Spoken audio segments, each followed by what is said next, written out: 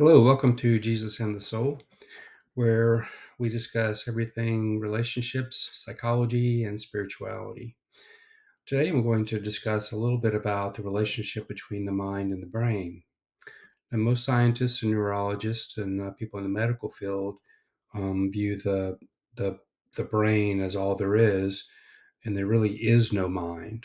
Or if there is, it's kind of an illusion that the brain creates, because most are materialist.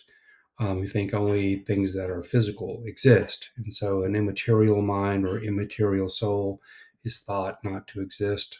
Of course, as Christians, we have the view that there is an immaterial soul that feels the body, but also transcends it, which, of course, is Christian theology.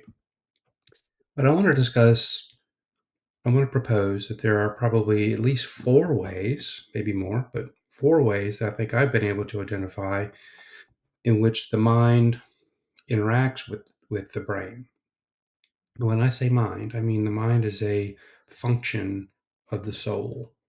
Won't go into a lot of detail with this now, but our soul is our individual spirit that has three components: the mind, which has thoughts, perceptions; the will, that makes choices and carries out actions in the form of behaviors, which is the third part. And so we're talking about the mind, which is a function of the soul. First of all, the brain relates to the mind in regard to archiving information. Our mind or our soul interprets experiences, and when it interprets those experiences, they get encoded in through neurological networks, through electrical impulses that create networks that are accessed from that point onward, given that past interpretation. For instance, if a child touches a yellow flame and ouch, that hurts, that interpretation, even though they don't have language, that interpretation of glowing light hurts, stay away, brain creates that fight or flight response to that and creates a program for the release of cortisol and adrenaline to be thrown to the body to self-protect when it sees a flame. So that's archived there. Once that happens, it's archived. And if you have a similar experience in the future, your brain remembers that. So it doesn't have to relearn it, because the mind has already told the brain that we're afraid of that, we're concerned about that. And so it's already archived there. So flowing from the archiving is the execution. So the brain not only archives information, but it executes into the rest of the body the previous interpreted experience that's stored in the brain. And so next time the child sees a flame, they're probably going to have a physical response because the brain is activating because of the past memory. It's activating the cortisol and the adrenaline in the body to have a fight or flight response from the flame. So the brain archives information that the mind has told it about its environment, and then it learns to execute it. And those are bound together so that in future events, we reset to that until we tell it something different, because we can reinterpret it and reform how the brain communicates with the rest of the body. The third way that the brain relates to the body is that it acts as a filter for the soul. Even though the soul can go outside of this filter, the soul often confines itself within the brain's filter just by default. Again, we can go beyond that through dreaming, contemplation, meditation, and things like that, which we probably won't get into in this video. But otherwise, when our consciousness or our mind is carrying out experiences of thoughts or remembering experiences, it's contained within the information that's already in the brain, or the narrative that the brain has already agreed to accept about its reality, about relationships, universe, everything about our experiences. And so it filters and restricts the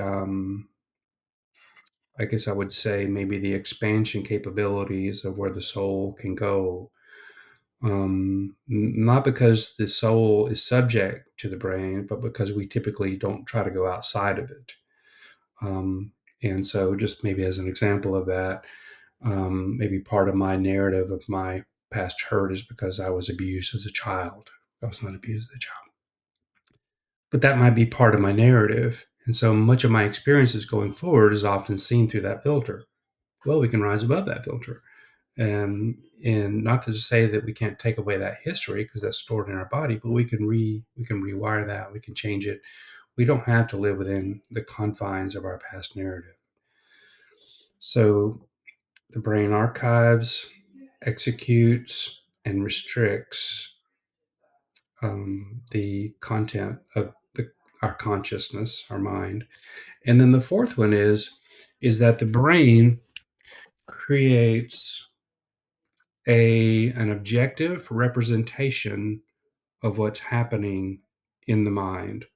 So that in other words, if you tried to explore whether there was a mind apart from the brain, you couldn't find any information because that information is not accessible from a measurable standpoint. What's measurable is our gray matter and our skull. And so the brain only executes objectively what's available in the consciousness. But there's conscious material that is also something that we can experience that can also transcend the brain.